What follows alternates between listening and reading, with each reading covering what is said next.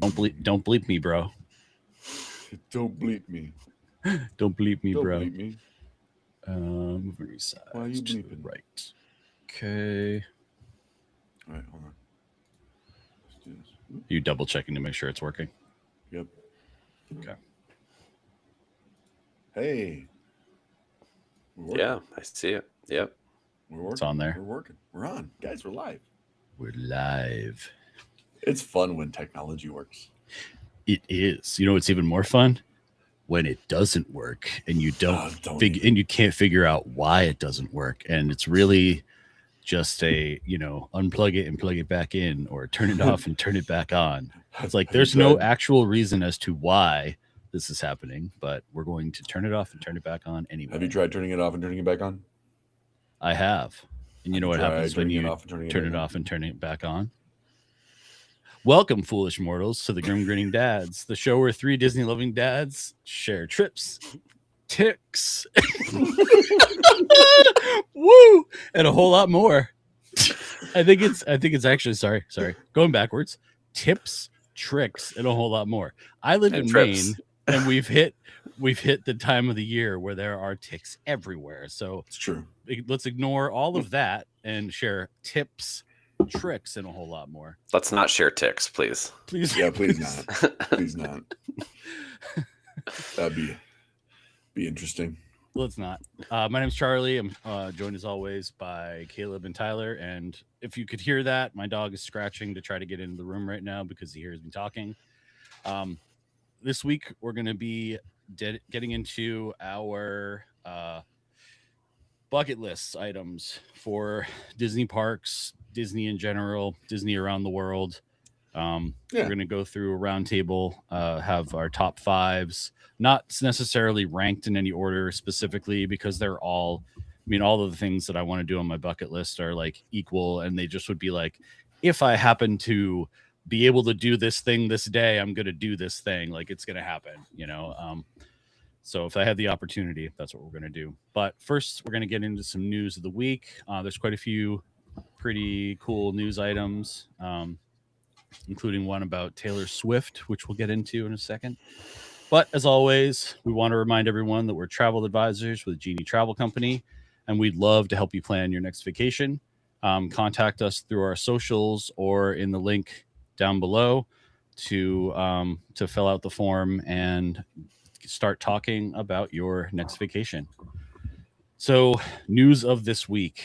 I could see the eye rolls already from the two of you haters, but Taylor Swift's Toy Story 5 song breaks streaming records. It's a Jessie inspired song. It was released on Friday morning, and Spotify shared that it quickly became the most streamed country song in a single day by a female artist in the streamer's history. So in Spotify's history, it also became Apple Music's biggest country single of 2026 and broke their all-time record for the biggest soundtrack single based on first day plays. Is this a surprise to anybody? Nope. Is Toy Story 5 going to write its own money because it's going to print its own money at the box office because of this? Yep. I mean, I think it was always going to do well. I think this will just take it maybe to another level. Actually, a friend of ours on the TikTok space, Jay, he went to Disneyland this last week and got to see all the new Toy Story characters, got the new Toy Story Loungefly, all that stuff. And like, it was a really cool time. Also, 5th anniversary, Avengers Campus. Shout out for that. Anyway, but like, they're in the, like, Jessie's got her badge on. Woody's gonna have his poncho. Buzz is gonna have all the stuff. Like, they're getting their Toy Story 5 costumes now, which is awesome. So if that says anything about Toy Story 5, it's that it is literally going to be a box office hit. It just will be. It's gonna be wild. It's gonna be crazy. But in fact, Jason is watching us live right now on YouTube. I just saw that. I just saw that comment pop up. Hey, Jason. Welcome into our first doing it live, absolute crazy show that we're doing here. If you were here for the intro, you got to see some of the stumbling and mumbling that happens. We're live every single time that we do this, and I never stumble except for that one time. I never stumble the intro, and I just barrel right into it. Was it more than one time though? I think it was just that one time, and then any other time that it's happened, it's been on purpose. So yeah, that's fair. like the time I said I was Caleb. Oh yeah. One of these times we should just be each other, and see how that goes. Oh man, we could do it. I'm not sure I want to know what you guys would do as an impression of Halloween. me. I already have plans for Halloween. Oh, great. Wonderful. I've been thinking about Halloween, since Emo Charlie made his appearance. They called it, it's set to break records. Oh, wow. Yeah. That would be amazing. Records. Yeah. I mean, it's certainly, I hope it's good though. And I know that the other two on this podcast are very skeptical about it being good because we're like dealing with a number 5 after the title. But I don't know. Maybe. I hope so. Like I've said before, it will probably do well, right? Like it's probably going to be one of those things where it prints money, sets records, right? And the story is going to be fine. It'll be good. I like how the villain is Lily Pad, though. I think that's kind of fun. I mean, yeah, that could be good depending on what kind of power Lily Pad actually has. You know, the part that like toy powers. The part that confuses me on that is this the first time in a Disney movie that we've gotten the villain in a trailer? No, I don't think so. Because we didn't get it for Toy Story 2. Right? Because like that was the big turn, right? Like that I was like, oh my goodness, like Stinky Pete's the bad guy, right? Stinky Pete, yep. Lotso was also the turn. Didn't know that in 3. Well, maybe first time for Toy Story that we've so that's what I'm saying. But I'm also thinking, I part of me thinks it might be kind of a misdirect. Like there might be something else. Might not be. Yeah, the Lily Pad might not be the villain. The Academy even said that Taylor Swift is already in consideration for Best Original Song. Get Out of Town. It came out on Friday. The Academy's like, we got to jump all over this. Yeah, it's like we're just gonna ride the wave. We're gonna get our name in the news for the first time in a long time because nobody talks about the Academy unless the Oscars are happening. Right. They're like, I'm pretty sure Taylor Swift runs it anyway. Nobody's watching the Oscars anymore. Well, what if Taylor Swift's performing her song live? Like that's that's we're gonna get people breaking records, streaming systems all shut down. Like it would be crazy. But that kind of illustrates the point that the Oscars have kind of devolved into a sort of a popularity contest and not, what is best. But anyway, that's a tangent for another day. That is a tangent for another day. Yeah. In other news, Halloween, we were talking about that. An Oogie Boogie Bash is making its comeback to Disney's California Adventure in Anaheim, California. And I gotta tell you, I stumbled upon the Oogie Boogie hate talk this last week, and a lot of people are not extremely happy with Oogie Boogie Bash and Disney right now because they are getting rid of the parade. They're not having that parade go through, and they're just going to substitute it for Madame Leota's Swinging Wake. Yep. And like. There were not happy people. Not happy people. I don't know the history behind the parade. I don't know the history of any of that stuff. But some of the things that I heard while on it here, let me pull up my note here real fast. Let's go back.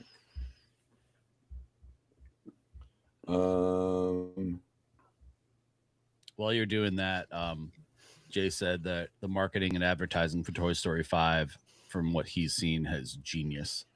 And I don't know. I'll probably take some kids to see that movie. you know, like and it's and I definitely 100%. haven't taken a group of kids to see a movie, but I would also expect that theater to be like bananas full, because we only have like 3 theaters now in Maine, because most of the other ones have gone under, and we have one that has IMAX. So I'm assuming that will be in the IMAX, and it's gonna be full of people. So Well, and that's how those movies make money, because it's not like, it's not just groups of like 2 or 3 that are going. It's big families. It's a bunch of friends going, kids groups, stuff like that. Like that's where it makes its money. Yep. So here's one of the things. It feels like a kick in the gonads to pay high price for less entertainment. Kick in the gonads. So that's one. Okay, here's my sort of rebuttal. And I don't know that this is a rebuttal necessarily, because like we don't really know what the street party is, but the speculation was that they are adjusting because of all the construction in DCA. So while it might seem like there's a little bit less without the parade, it seems like a lot of the same elements will be there for the street party. And if they lean into the Haunted Mansion stuff, as opposed to just kind of a mishmash of a bunch of different things, I think that could be pretty cool. So I don't know. I'm cautiously 100%. Optimistic. I get where people are coming from, but I think they have to do something different, because you have construction on basically both ends of where the parade route would be. So you have to do something different. This other one, this other person said that they can't it mostly comes down to cost, that they can't justify the price of the ticket and then losing something major like the parade. They're getting something different though. But here's another thing. The biggest gripe that I've heard over and over and over again is, why didn't it move to Disneyland? I think because DCA is better suited for it. Probably.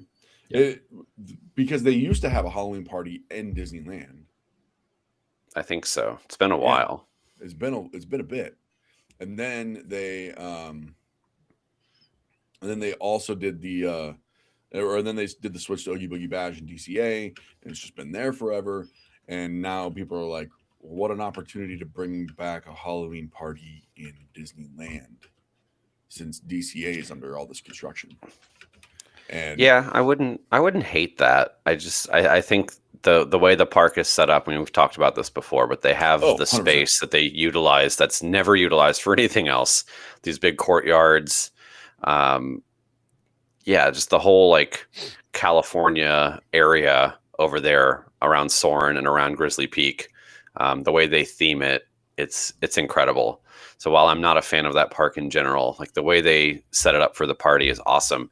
And I think this might be, if this one is successful, I could see them doing this. It'll probably be the next at least couple of years that they have to do this while there's construction going on. And if they do it anything like how they did it in Hollywood Studios for what was it, the Tip Top Club? Yeah, over by Hollywood Tower of Terror, right? Oh, next to the store. Yeah. If they, right in the back corner. Yeah. If it's anything like that was fun. That was really fun. So if it's going to be something like that, I think that's where they're pulling it from, right? Like they said, hey, that was kind of a hit for Jollywood. Let's bring that to Oogie Boogie Bash. We can make that. Now, the cross of the IP is strange. Like that's weird, because there's nothing mansion related in DCA. It's like maybe odd, there should be, but I think it's Tyler's like, don't put anything new in DCA. Move it all over to Disney World. No. Yeah, in fact, you know what? Level DCA and just make it a part 2 to Disneyland. Just expand Disneyland across the way. I mean, you guys said it, not me. But no, I think like they only have so many like Halloween-ish properties to pull from. And I think you already have a lot of stuff going on with obviously the Nightmare Before Christmas characters. So I think it'd be weird because you have like the main treat trail is meeting Oogie Boogie himself. So I think having that, like, they wouldn't want to do the same characters in the street party. So I think Mansion makes a lot of sense because you can just, there's a lot of different ways you can go with that. So I will reserve judgment till I see it. Yeah, and I'm hopefully gonna be there. So fingers crossed. Yeah. Any predictions on any Roosevelt's exclusive merch that will be dropping then? And will Caleb be okay with taking my Venmo money to him and getting one if he goes? Yeah, I'll take the over on that. I mean, I'm not sending it ahead of time. I mean, we got to know, but we also the one thing is finding the actual shirt, the size. Yeah, that's having it not be all smalls. Yeah, that's the trick. Tyler lucking out and getting that one. Oh my goodness, Epcot. right? Made my whole trip, man. I mean, right? Like that. Oh, God. I mean, yeah, I get it, but like luck. That was pure. That was luck. It was the only one, right? It was the only one in your size. Was it the only large? It was the only large. I thought. I don't remember being the last one. I think I was just so like shocked that they had them at all. You just stopped dead at that one. You were like, whoa. They had extra small, medium, one large. That's all they had. I could get away with a medium, but the large, these shirts tend to run a little small. So going with the large, a little small, a little bit better fit, but yeah. All right. So can I get into my news item for the week? No. Okay. Fine. Yes, of course you can. Let's do it. So while we don't have a lot of details, we did get a official announcement from Universal regarding their upcoming UK park, which I think is pretty awesome. Oh yeah. So the very appropriately named Universal United Kingdom Resort will be coming soon to the UK, of course. While we don't have any details on what the theming will be, they did confirm it will be a full theme park, a 500-room hotel, and then a retail dining entertainment district. So think of, a City Walk-esque complex. 500-room, that's a pretty good-sized hotel. And they have room for expansion beyond what they've announced already. So that's pretty exciting. Kind of like we touched on, it's in Bedford, which is a little bit north of London, if I'm not mistaken, but within pretty easy commute of the London area. But kind of like we touched on last week with the kids resort, like this is them getting into markets where they're kind of running unopposed. And I think it's super smart because, of course, Disney's been in Paris for, 30 plus years now. Yeah. I think the UK, especially because they have Harry Potter, is massive. And then the other rumor is that there's going to be a land around Lord of the Rings, which watch it be hella cheaper than LA. I mean, we'll see. Like, I think it's a really cool idea. I mean, we're not going to see the target opening for this. I believe they said was 2031. So that might give us some kind of clue to the scale of what they're doing. Like a full size park, Yeah. And they haven't broken ground yet. They have started some like utilities type, like infrastructure stuff. Is all they've done so far. So I don't know. I'm down. Right. I'm down to visit a new park as long as it's not in Texas.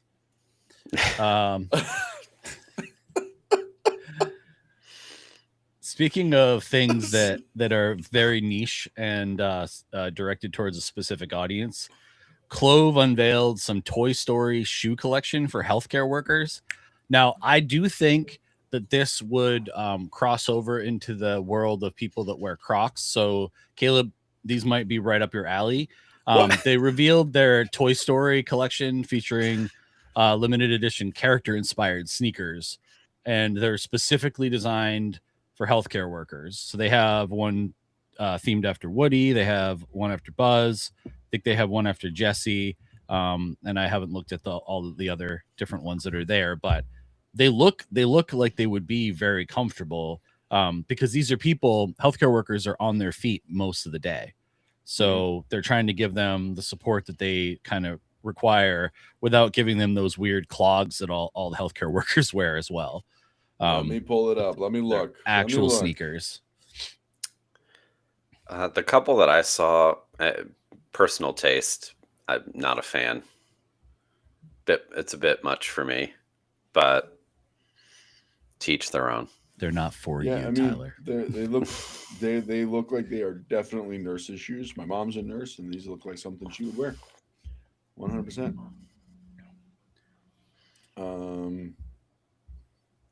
I don't know. Like, I guess they're fine. Jason makes a good point, and he's 100% correct. And this is why we've been talking about a Grim Gritting Dad's trip to Tokyo Disney. He said, the research suggests it's cheaper to book a flight to Tokyo, get a hotel, go to Disney and Epic Universe, and go home compared to going to Disney World. Wait, Seems right. Disney and Epic Universe? You mean Universal? Well, yeah, In so like Japan? go to Yeah. Tokyo. Yeah. Yeah. Okay. And they're So that's They're going Universal. to Tokyo and Osaka and Yeah, coming still back cheaper. home.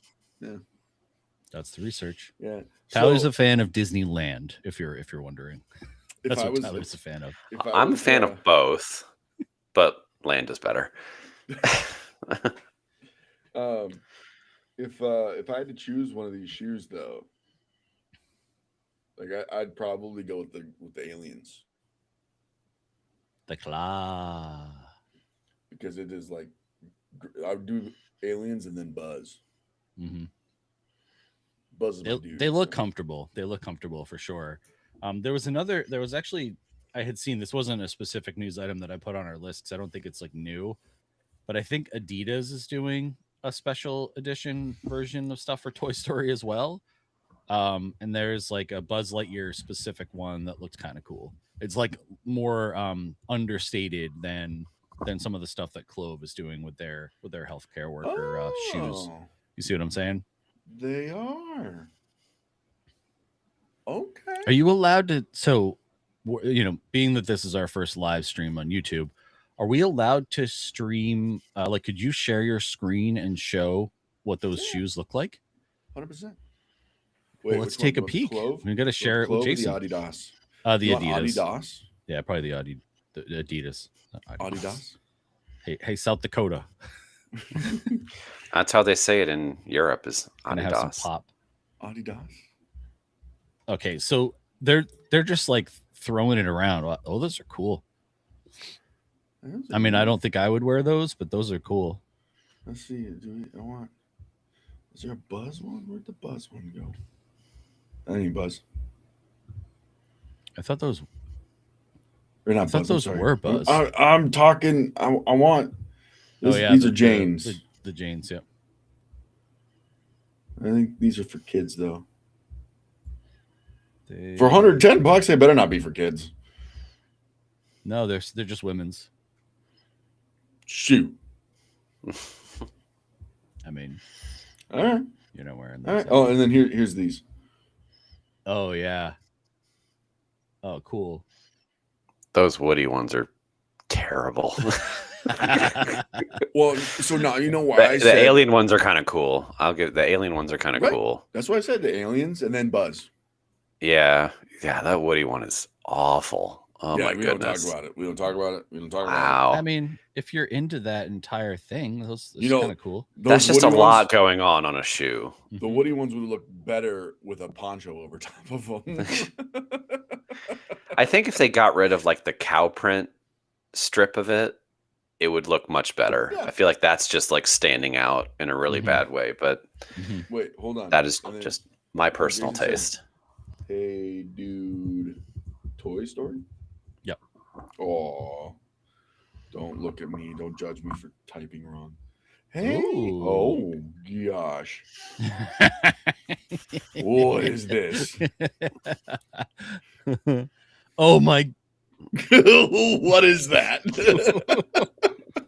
Hey, guys, enjoy 20% off almost anything. Not a Um, sponsor. Wow! Not a sponsor. No, not a sponsor. Yeah. What is that? bad. I mean, that is those- bad, is what that is. Those are cool. I would for do this. Somebody who's I really would do into this. That. Would you? Really? That's I'd do that. passable. I That's would do that. passable. That Yeah. one's fine. That one's okay. They would get really dirty, but They're white. I would wear them they're inside only. Straight Hey, up look, white. almost everything has 20% off. They're getting you. And these must be the Woody. Why do they have to have the cow thing? Oh. The cow thing has to be involved in every single one of those prints. It's weird because that's not like a prominent feature for him. But No. The thing that like gets me is like they still call him Sheriff Woody. He's a He's sheriff. not I a guess He never- he's he a, never he's got a demoted. sheriff. Nobody No, ever he took gave his his badge to Jesse. Yeah, he's still Sheriff Woody. All right. until the There you town go. votes. That We fridge. got some Toy Story stuff coming. Yeah, Yeah. it's all over the place. That fridge I is bet- so bad. I That's bet what if I'm we saying. looked, we would find more. So let's stop looking because that's Yeah. probably enough Toy Story shoe news for the week. Oh man. So Also, I Yeah. do want to say one last thing because we're talking about it over at Disneyland before how like DCA is like I don't understand how they name their lands. In Hollywood Studios, we did just get the official naming of Monsters Land, and it is going to be Monstropolis, which is as it should be. Yeah. Like Cars Land shouldn't be Cars Land; it should be Radiator Springs. did you see Right. the storyline that goes along with it? Uh, That explains why humans are there. The Human Day. Human Day. Yeah. Humans yeah. understand monsters are nice. Yeah, and then the date that's on like the newspaper or whatever is the date of D23. So So we'll get expect more details. more details at D23 about that. Please. So Please confirm So- Harryhausen's, please. So this It's in is all the art, but I Please. want confirmation. but this Please, is please. June 4th. The newspaper know. that I see. right. So in the article, when you read the article, Okay. it'll say It August references like 23rd. August 13th or something, whatever Yeah. day the parks panel is going to be at D23. Where did it go?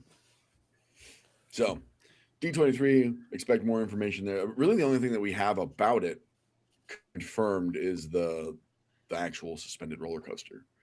So, And the food, right? Harry Well, Harryhausen's? not- some. Yeah, I mean, it's been in all the art, but they haven't come out and said like there's actually going to Right. be a restaurant. But I mean, I think it's probably safe to assume. But I would like some details. Is this a full service? Is this a quick service? Like, how in depth are we going? Is there going to be an animatronic chef? You know, like what we see in the movie. Like, Oh my god. that'd be pretty awesome. I hope so. So I mean, they have to, right? Like, I wouldn't be shocked if it's like a screen or something, but I think they should go full animatronic. Yeah. if they, and I think the thing you run into with animatronics is that they break down all the time. But how did they, especially if there's like 8 different arms that could break down, or not, whatever amount of arms he has. Yeah. But if the Pandora boat ride is any indication, like that animatronic breaks down all the time.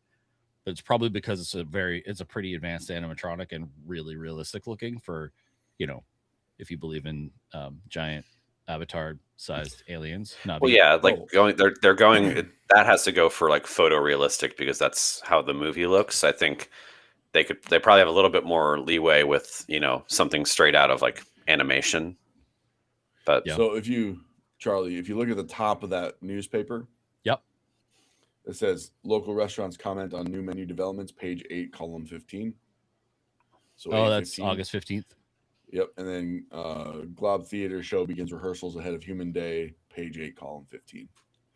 So August 15th is the parks panel.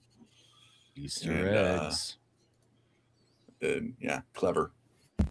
Big brain in.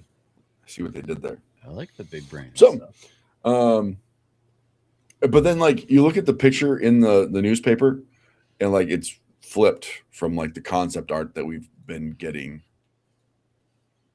So like that's another interesting thing. So Hmm. I don't think anybody really knows. As of right now, it's all speculation. We'll learn more in August. Yes, we will. Yeah, it'll be a good time. Hopefully, we'll learn a lot in August. I hope so. So one other news item, we had talked about how we kind of speculated that the Bluey virtual queue going away was going to maybe cause some issues. There are definitely some stories going around the internet What? about. You mean it wasn't? You mean it didn't go swimmingly? No, it did not. It did not go swimmingly. So what we were talking about prior to like starting to be live was how we wonder what metrics allow them to make these types of decisions, and how they thought that this was going to be a good idea. I mean, it was like they gave it a week, and it wasn't even like a normal, like it was literally a week. Like it was like, oh, it's dropping on Tuesday, and then the next weekend when we were recorded, we were like, oh, well, that's going away, and we were all like, okay, maybe they should have given this a little bit more, because even, I mean, it just creates, even for even if they just kept it and it wasn't like a full virtual queue, it still creates some sort of control over what you're doing, instead of just having to walk up there and oh, maybe the line's going to be how many hours? 2 or 3. Yeah. Like, not good. So, Yeah. I mean, people are waiting 2 hours for a 10 to 15 minute keepy uppy. Like, I mean, that's crazy. So you guys were talking about the so if I were to go up to get in line for this, how would that go down? I go up and I have to. Well, so there's a couple parts to it. So there's potentially a line just to get on the train, because that queue area is not very big, because they've never really needed it to be a queue area before. So just to get back to Conservation Station, then once you get back there, then you have the standby queue for the actual experience. Yeah, I mean, I would love to know what goes into these decisions about like virtual queue versus not. I mean, my guess, and purely a guess, we have no inside knowledge on this, but like my guess is that people were maybe hesitating even going to the park because of the perception of the virtual queue. Like if they don't get in the first one, they're like, okay, we're just not going to bother. And I think Disney wants to encourage people to still go to the park. But then, like, you know, as we've talked about many times, Caleb can argue this all he wants. Right now, it's a half-day park. Do you want to kill 2 to 3 of those hours for this? No. So I feel like it's an interesting choice. I wouldn't be shocked if they went back on it to some degree, or maybe like certain days. They kind of bring it back, but I don't know. We'll have to wait and see, because the stories coming out of it have been not great. Yeah, you know, of course, because once you're back at Conservation Station, they don't have all of the like facilities and things that people might need, you know, with kids waiting in a 2-hour line. So they're just not really equipped for that kind of standby, but hopefully they will adjust and it gets better. It kind of surprised me that there's not like, they didn't think about this beforehand of putting like a mini care center back there for babies, you know, beefing up the bathrooms and, you know, stuff like that, providing more of a seating area and space back there. Because it's not a big area back there. It's not. So it's rather surprising that they didn't put that much forethought into it. My guess behind it, though, is that they just wanted to rush and get it done to help with capacity. And to get when you people cut corners to come to Animal Kingdom, right? When you cut corners like that, though, like the people suffer. So it is what it is. Yeah, I mean, it's definitely like that is the park that needs a lot of help, especially right now, until Tropical Americas is done. And in a way, Bluey fits, but I feel like other parks would have been better suited to handle the crowds, but I know they want to disperse it Like Epcot. as evenly as they can. Epcot could do it. I mean, even Hollywood Studios could probably do it because you have a lot of the kind of expansion areas you could use. So I don't know. I think it's I think there's going to be some growing pains with it, but hopefully they can adjust. I just had a light bulb moment. Oh, Hollywood Studios, okay, the Pixar corridor where the Incredibles meet. Mm-hmm. The back end of that goes right into Monstropolis, okay. Mm-hmm. where the wall is at. Like they put up that wall and that gate right there. Is that where Bing Bong was? Yeah.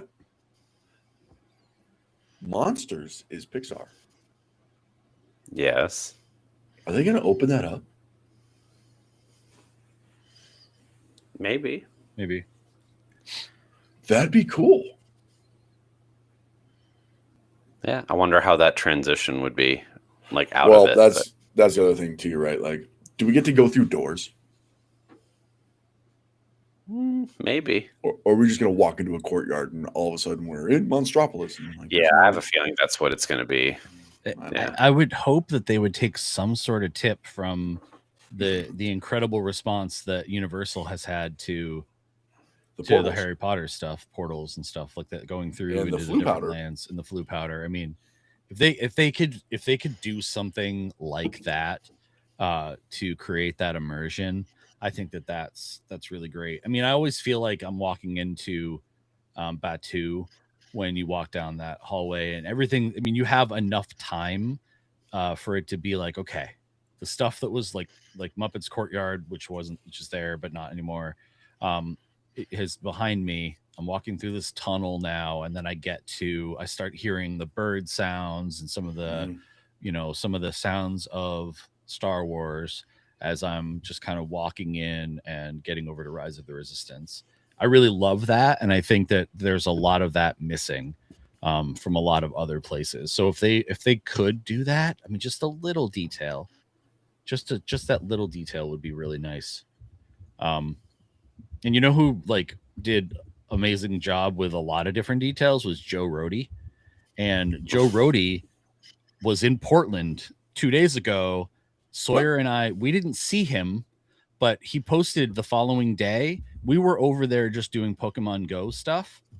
And Caleb, you were actually part of this. You were helping us with raids. And Joe Rohde was at our restaurant called Flatbread Pizza. He was having some really one of our better like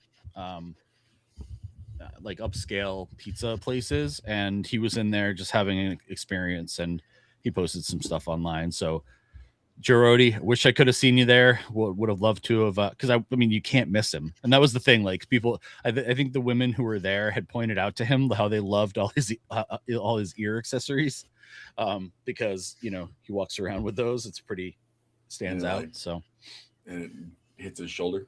Yeah, it hits his shoulder exactly.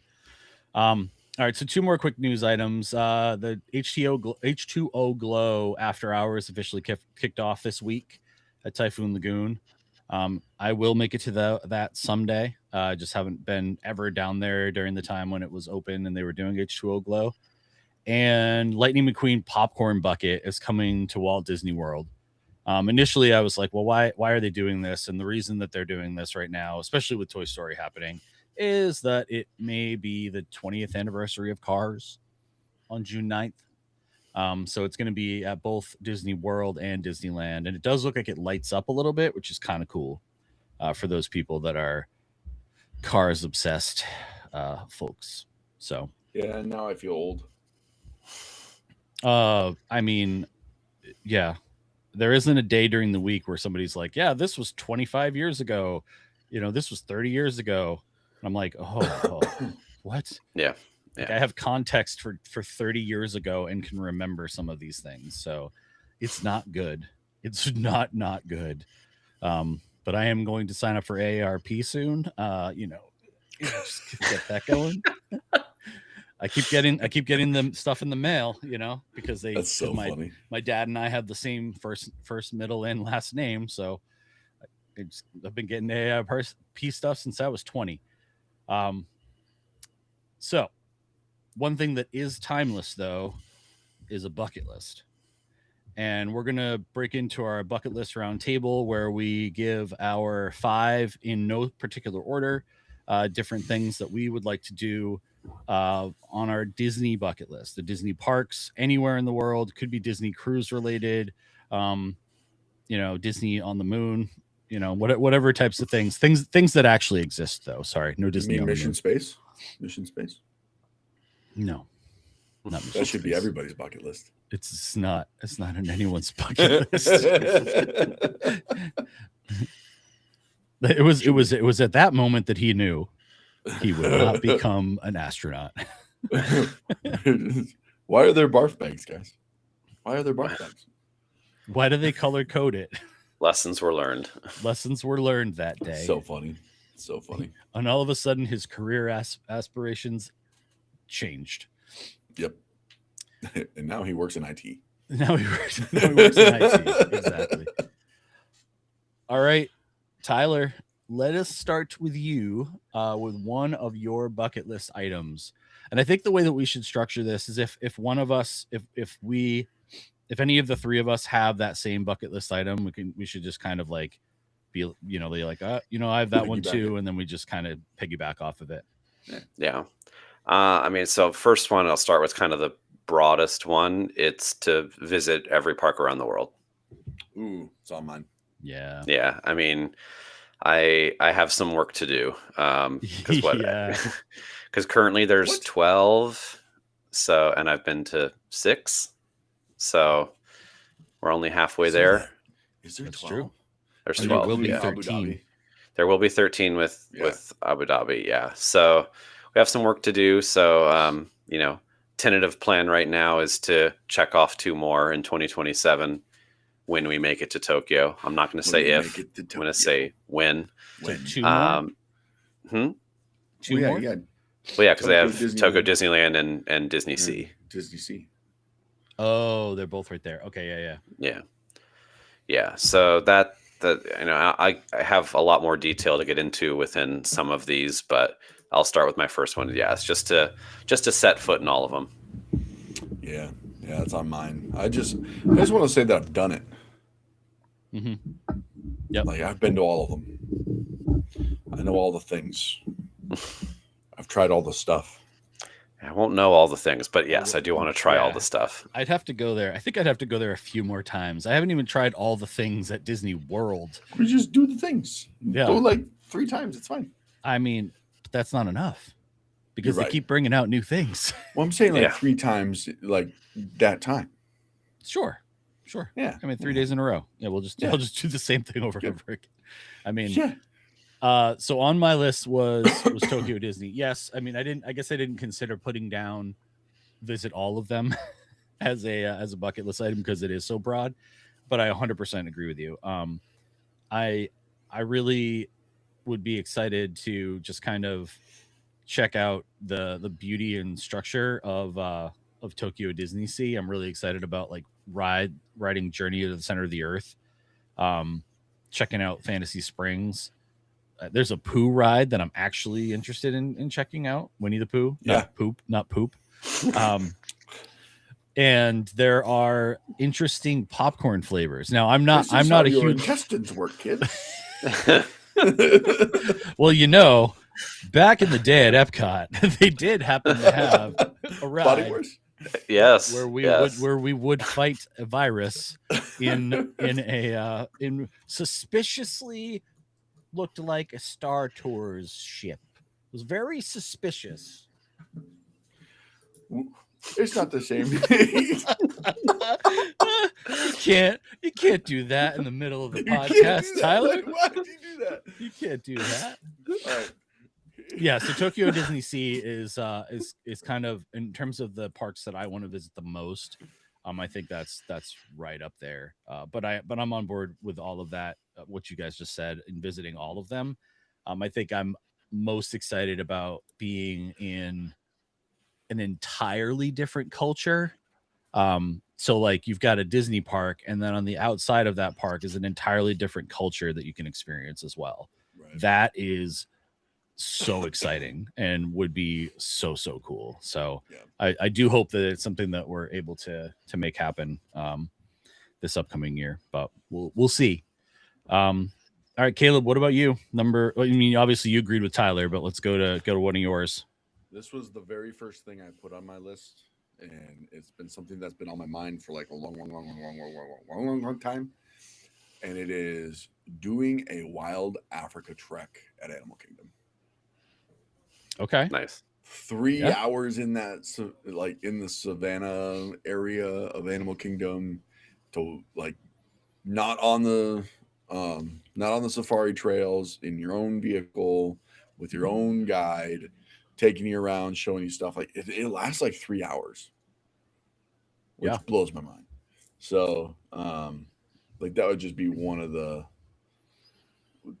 top notch things. I just know I want to do that. That was the first thing I put down. Nice. Yeah, I thought about that one. Yeah, I mean, I have like a whole section for like tours and backstage stuff. So that was definitely one that I had thought of. Yeah. Mm-hmm.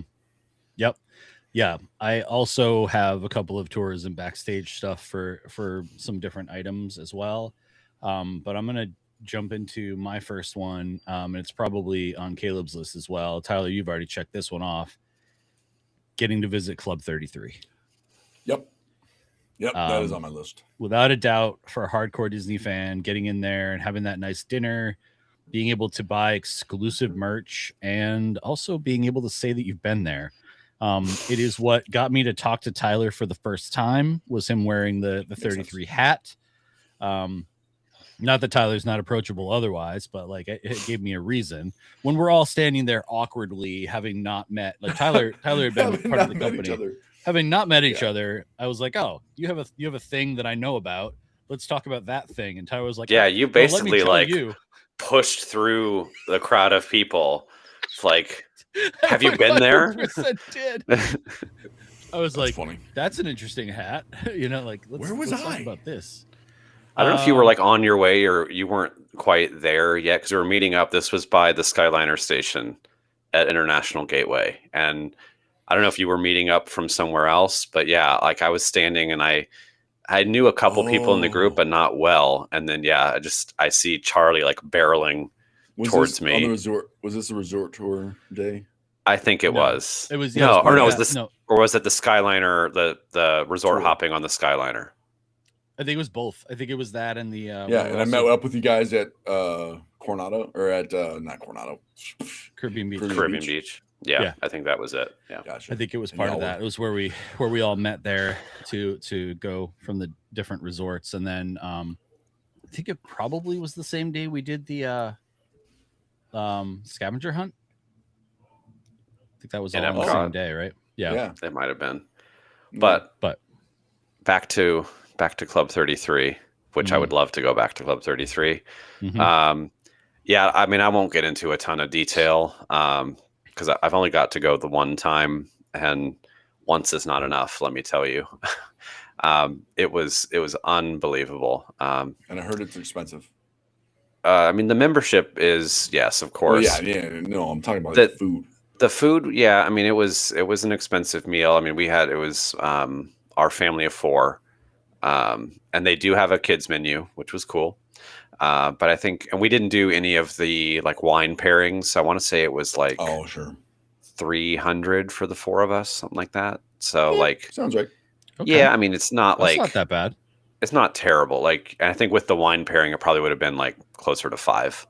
So, but then we made up for that difference in the merch. So, yeah.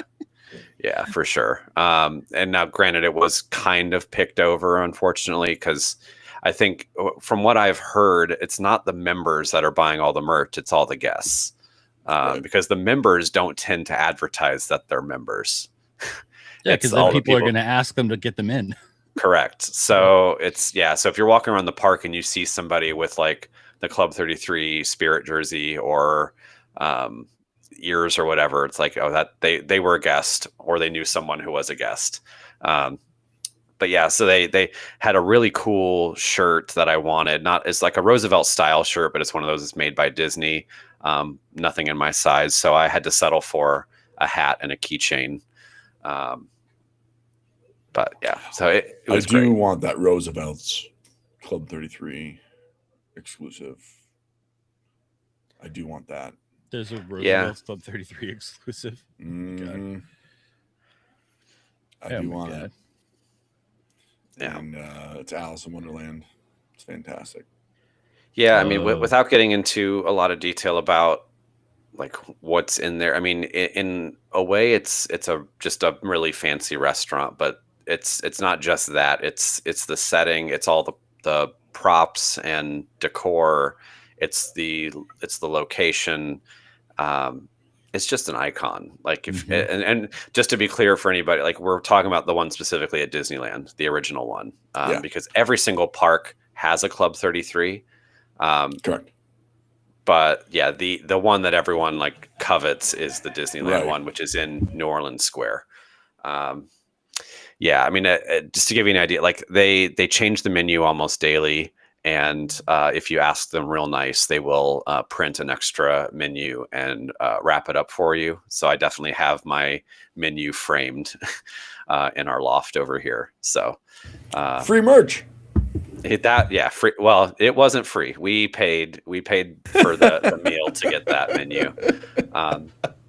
And as a foodie, I can confirm the food is fantastic. It is one of the best meals I've had, just not at Disney, but anywhere. And I'm sure the setting Cool. and the timing played a part in that. Yeah, that's what I was going to ask. But the food was delicious. What did you guys have? It's a 3-course meal, so it's one of those where you like choose, an predetermined. appetizer. Well, yes, it's predetermined, but it changes daily. So, yeah, I don't remember specifically. I'd have to go back and look at the photos because it's all kind of a blur. But we spent a good 2.5 hours in there, and like after your meal, you can just hang out on the balcony, and we watched Fantasmic from the balcony. Just like overlooking Rivers of America right there. It's just unbelievable. Yeah. See, that's why it's on my list. Yeah. Same. Yeah. I mean, it's one of those things that's just like, ooh, I mean, I don't even know. I don't think that there's a level of excitement that I've had outwardly like come out of me that would, if I were to be like, oh yeah, you're getting into Club 33, I don't know how I would be able to respond to that. Like when I was switching, I definitely had a moment when I first found out. Yeah. I mean, when I got an email with the letterhead confirming a reservation that I did not know was coming. So without like not naming names or anything, but a former coworker of mine has a relative who's a member. So I kind of offhand one day said, hey, we're going to be in Disneyland in a couple weeks. If you can pull any strings, like not thinking anything of it. And then a couple days later, I get the email, like your dinner reservation, That's hilarious. 7:10 or whatever. And I was just like, almost dropped my phone. I was like, what? Huh? Yeah. So I don't think I have anything that I can compare that to. Like it's just that level of like surprise. The Holy Grail. The holy, I guess drinking out of the Holy Grail might be that. It's the Disney Holy Grail. It is probably the Disney Holy Grail. Thank you. Yeah, you're right. That's fair. Yeah. All right, what's your next one there, Tyler? Yeah. So it kind of ties into Club 33, sort of. But do you guys know what 21 Royal is? I do. Not on my list. I'm not aware. So for the unfamiliar, 21 Royal, it's actually right next to Club 33. It's directly above the entrance to Pirates in Disneyland. It is. It's not as exclusive because you don't need to be a member to go. Anybody can purchase the dinner experience at 21 Royal, but it is a private buyout, average at around 15 grand for up to 12 guests. It's a customized multi-course menu, dedicated chef and butler, and you do have access to the bar at Club 33. So essentially what this is, This was originally going to be Walt's apartment, like his newer apartment, that they repurposed into this dining room, and they preserved what would have been his bedroom, so you can kind of tour it if you book this dining experience. So one of these days, eventually, I want to get a group of 12 people that are willing to drop about, $1,300 a piece, and book 21 Royal. Yeah, that I think that's the last thing at Disneyland that I need to like check off, and then I will have like 100%ed Disneyland. Because every time I walk by, because on either side of the Pirates entrance, there's this kind of curved staircase that goes up, and it's a very small sign, and it's just like a little rope, and the sign just says 21 Royal, and so like most people have no idea what it is, but you can find a lot of info about it online. It looks insane. That's where Jack Sparrow comes out when he walks down. Yeah. And like sometimes, during Halloween, if Jack Skellington and Sally make an appearance, they will do it from the balcony up there. Right. Dude, that sounds so cool. I forgot about 21 Royal. I think I saw it, but didn't know enough because I was experiencing the restaurant at the Above Pirates for the first time. I didn't know what I was looking at and didn't even know to ask. So I looked over. I'm like, oh, that's cool, set dressing, and then we just had our dinner. Yeah, I think because a lot of people think it might just be a facade or just like you said, like set dressing. But no, there's actually quite a bit of history up there. So that's on my list for sure. Yep. I just added that to my list, but it's not part of the list we're talking about today, but it's going to be part of the like list for future. That's awesome. All right, Caleb. So we've talked about 1, 2, 3 of mine already. I'd have to get into some honorable mentions. So here's my 4th. It's Victoria and Albert's at it was also on my list. At the place in the thing. the white place, red roof in the thing, world of Seven Seas Lagoon right there. Oh yeah, there, buddy. at the Floridian. Oh my goodness. That's on my list. I mostly because like there's a thing of water, like there's iceberg water that's like ridiculously expensive, and I want to do it just to say I've done it. Yeah. You want to do the iceberg water to say no? you did I want to do want... Victoria and Albert's because like I want to do it to say I've done it. But like the thing that like got my eye to look at Victoria and Albert's, I didn't know it was a thing, was that there's like $150 glass of water because it's iceberg water. Yeah. I'm not sure that I would ever spend $150 on a glass of water. Shoot, I'd do it if it was, if it was just like FU money, I'd do it. Yeah. But I guess if it was the iceberg water that could bring you back from being knocked out and make you do a standing jump from the ground to then throw the winning pass in a football game, I would do it. No, it's got to be iceberg water from the iceberg that took down the Titanic. Yeah. Okay. That I might pay $150 for. I'd do it. It'd be like this is that water. All right. this is water from the...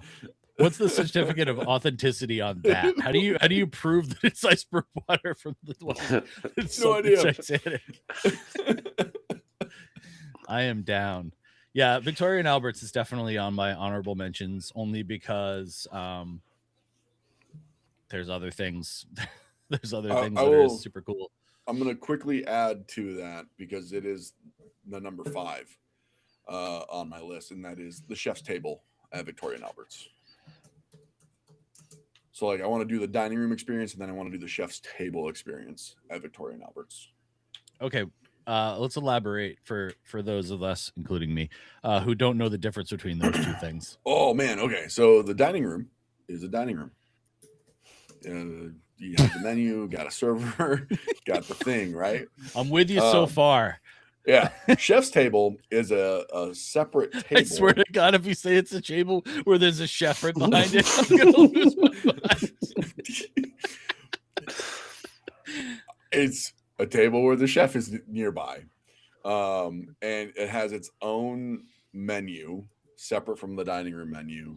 It's a full like 7-course or 10-course meal with pairings, and it is an experience unlike anything else that I've seen before on a Disney property. But it's one of those things that I was like, I need to be a part of that. I need to see about it because I heard about it from the Tim Tracker. Don't know if you guys know who that is. Him and his wife went to Victoria and Albert's one time. Very upscale, very uppity. And they were kind of talking about things, and then like they were talking about the chef's table, and like it's a different menu, different wines, different things that is exclusively from the chef. The chef himself takes care of you. He's your wait staff. He's everything. And like the price it substantially jumps to get back there. But and it's very exclusive. There's not many chef's tables. So yeah, that's one of those things that I really want to do. I don't know what the meal is back there. I've never seen a menu of it. I'm guessing it's one of those things like just like Club 33 just changes all the time. Yeah, or you sign an NDA in blood when you walk in. Right. Yeah. You got to give like you can't, 2 liters. You can't tell anyone about this. This is you got to do 2 liters. We're not even going to give you a cookie afterwards because you're lightheaded. Yeah. Like, I mean, sure. But you did. Right. But you did just have a 10-course meal prepared by the head chef at. You're fine. You're fine. You don't need the cookie. You had like. And if you can't tell anybody about it, then what's even the point? Oh, you can say you did it. Do we know anyone in our group of people? Do we know anyone who's done that? The chef's table? I don't know about the chef's table. I know we know people who have been to Victoria and Albert's. Yeah. Yes, I don't think good things about that as well. Yeah, and the people who have done it would not surprise you. Nope. Right. No, I know both of them that and maybe 3 or 4 of them. The one thing that is cool, I think Disney Food Blog did a thing about it. So like if you want to learn like what their experience was like, you can go read their blog. But it's such a top tier. Oh, here's probably $425 per guest.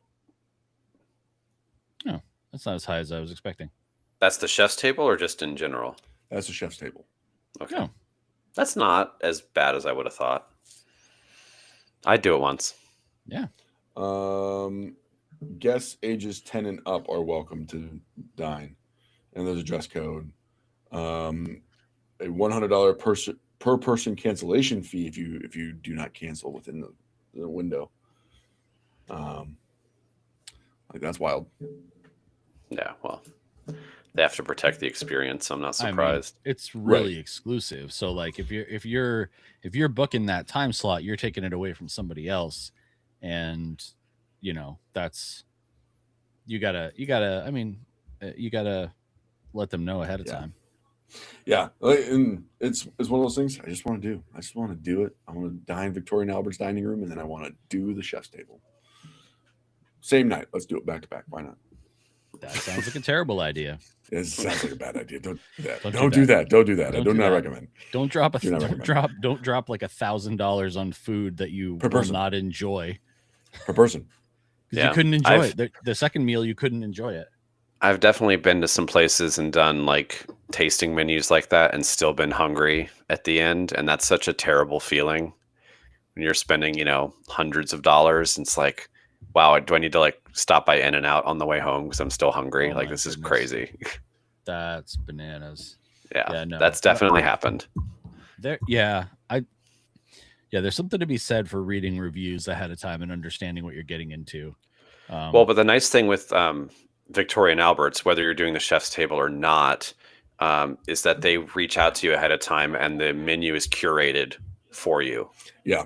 Oh my goodness. Okay, cool. So that was my worry. I'm like, I just spent $425 and every course is fish based. Well, I'm not allergic, but I don't like it and I don't buy it. So Oh, you're not going to like my next choice then. Give me all the meat. Give me all the meat.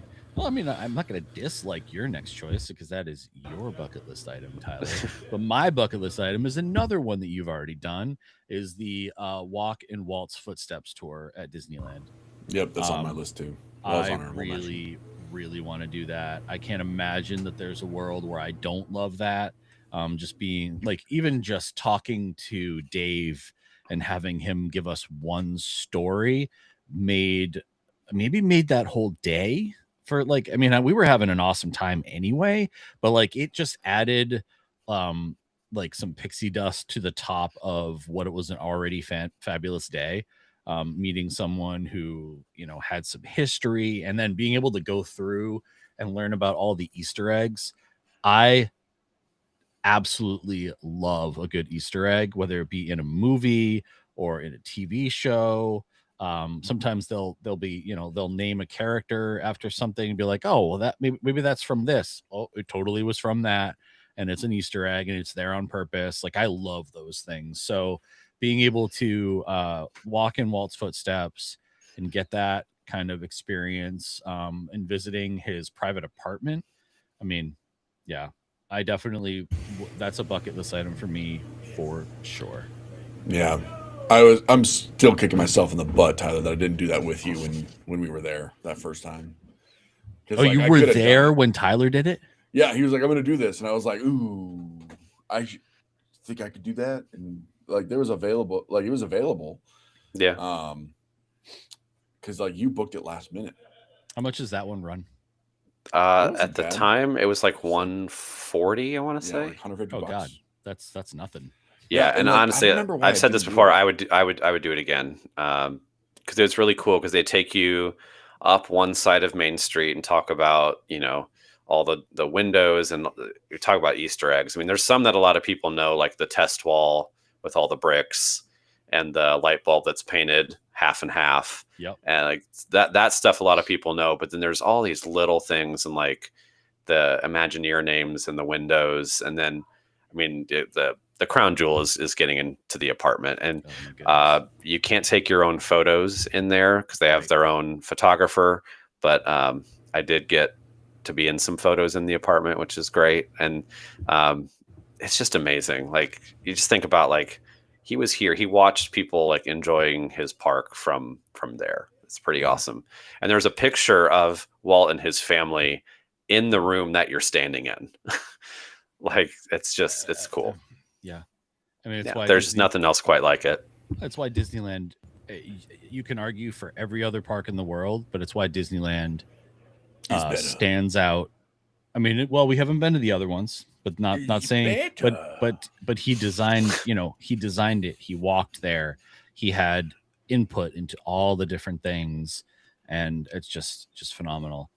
Yeah. Sidebar: if you guys had to recommend one biographical book on Walt Disney, what would you recommend? Oh, sorry, I didn't give you a chance to prep for this one. Oh man. I mean, the one that they sell in the stores there is like, was it Walt Disney, An American Life, I think is what it's called. Yep. That's very good. There's another one that's not strictly a biography, but it's just called The Disneyland Story that I've listened to the audiobook. That's fantastic as well. The Disneyland Story. Okay. Yeah. Okay. Walt Disney, The Triumph of the American Imagination is another one. Okay. Would you recommend that one over either of the two that you guys have already mentioned? No. Like, they're all just good. They're all just good. Okay. Yeah. They're all just really stinking good. The Disneyland Story one is really fun. Obviously, the Imagineering Story is another one. I'm just going through all my Disney books that I've read and like, okay. Yeah, it's wild. It's wild that you've read that many. Yeah. Like, I've read the Imagineering Story. I've read Walt Disney, The Triumph of the American Imagination. Walt Disney, An American Original. Disney's Land. I've heard that one. It's good. I have not read or listened And to then the that. Disneyland story. And then the Disneyland story. Yeah, it's a lot. Is it called The Unofficial Guide to the Evolution of Walt Disney's Dream? Which one? The Disneyland story? It might be. I don't remember Yeah. what the subtitle was, but I found it. I was just looking on Audible for something Disney related to listen to, and I found it, and it was very good.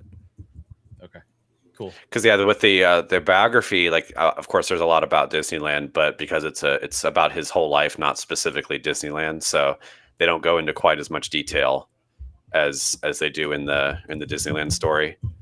So just kind of a laser focus on like a 5 to 10 year window. It's pretty cool. Oh Yeah. yeah, that window. The one that I liked the most was the Triumph of the American Imagination. That's the one that I marked up the most.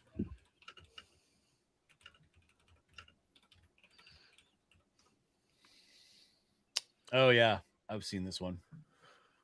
I like that one the most. Oh, I can get it used. Get it used. $7. Nothing wrong with that. Yeah. No, not at all. Not at all. Love it.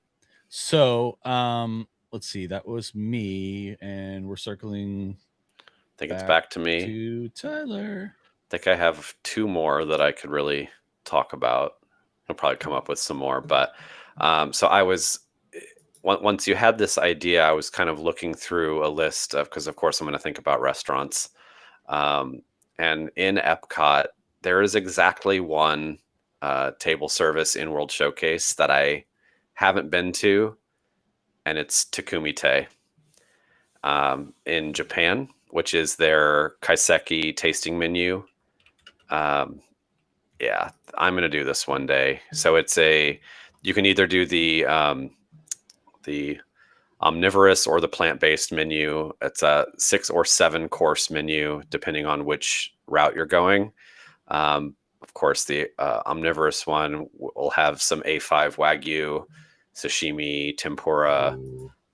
Yeah. So So good. this is kind of like their super upscale Japan restaurant. If Shikisai isn't quite good enough for you, this is the next step up. Although Shikisai is great, but Right. I've done some kaiseki style meals before, and it's a fantastic experience. So that one I will have to check off in World Showcase one of these days. Full course starting at $250. Tax and gratuity not included. Okay. That looks good. I'm trying to see what if they have like a sample menu. Well, it's a chef's choice, so I think it always changes. It varies. Yeah. There's not a set menu. Yeah, It's well, just always they just kind of say, so there's some sort of soup that they're going to offer, and then they do a taste of the different season that you're in. Then they give you a main course. They do matcha and sweet stuff to finish it off. There's also, a rice. Yeah, there's all sorts of different options. So that looks like a lot of fun. Yeah, I didn't even know about that one. When AI was like, yeah, this is temporarily closed. And I'm like, do you mean it's closed right this minute because it's 12:13 on a Sunday? I think that's probably what it's reading, is that it's closed right this minute. Yeah, probably. They have the spring menu. The Disney Parks blog had the spring menu. Let me see if I can pull it up, because I'm excited about. I like talking about food. I don't know if you guys know about that. First course. No, I had no idea. So sea bream, salmon roe, and spring vegetables. I don't like much of that. Salmon roe. We had roe with our dinner last night, and it was like they looked like little what are they called? They're fish eggs. Caviar? Mm-hmm. They looked like caviar. I'm like, nope, I'm not interested in that. But yeah. Oh, this all looks really good. Simmered white cognac. Very cool. Very, very cool. All right. Well, I'm not sure that that's on my list until Tyler goes there, and then I'm jealous and want to go there myself. But what about you, Caleb? I mean, honorable mentions for me, because like we've talked about it all. We hit all 5 of yours already? Yeah. Oh, 100%. Yeah. Yeah. Without a question. Like the only other honorable mention I've got is VIP tour in Walt Disney World, because I've never done one. Mm-hmm. And it'd just be fun. Yep. I've gotten VIP tour at any of the parks, I think would be fantastic. That'd be neat. So but I'd do all 4 parks, because why not? One that I've never done or to really talk to anybody about is the Disney's Keys to the Kingdom tour. I would be really interested in checking out the Keys to the Kingdom tour because of the historical aspect of things and finding out. Again, I'm just really I really love the parks for what they are. I think that a lot of the really awesome historical touches and accents and just special things that they put into are things that people kind of miss out on. And I would be excited to kind of find out, getting to go underneath Magic Kingdom, see how the cast members go and all of that stuff. So, and leading right into my last one super quickly is just Shanghai Disney, which we kind of touched on in Tyler's first one. So Tyler, any other ones left? Only other one that I really wanted to touch on as a tour that I haven't done, and I cannot believe I haven't done this, is the Behind the Seeds tour. Oh yeah, that's my honorable mention too, for sure. I love living with the land. I forgot about the Behind the Seeds. Yeah. I almost did it. when we were there as a family a couple of times ago. But I don't think I could talk my family into doing this because they think I'm crazy for how much I like living with the land. But I think maybe next time that we're there on a agency trip, if we have like free time in Epcot, I think we need to make that a priority. 100%. Yeah, 100%. Sounds good to me. 100%. All right. Well, that was a lot of fun. I think just talking about bucket list items in general is a lot of fun. But when you sprinkle that Disney magic in there, it becomes even more exciting. And I learned some stuff today. Hopefully, the audience learned some things about some stuff that they never had heard of. But that wraps up another episode of the Grim Grinning Dads. If you haven't already, please like, subscribe, follow us on all the places, podcasts. We are currently streaming to you live on YouTube. And it'll be going up on Spotify and all the other podcast services later this week. We're always active on TikTok. If you didn't know, we are travel agents. We did mention it already, but please follow us on the TikTok. We're trying to get to 2,500. So follow us there, and please subscribe to the podcast. That helps us out a ton. It does, for sure. Yep, absolutely. If you are interested in booking a trip or just talking travel with us, we would love to hear from you. Fill out the form in the notes below, and be sure to join us next time when the dads come out to socialize. Manatee. That's fair.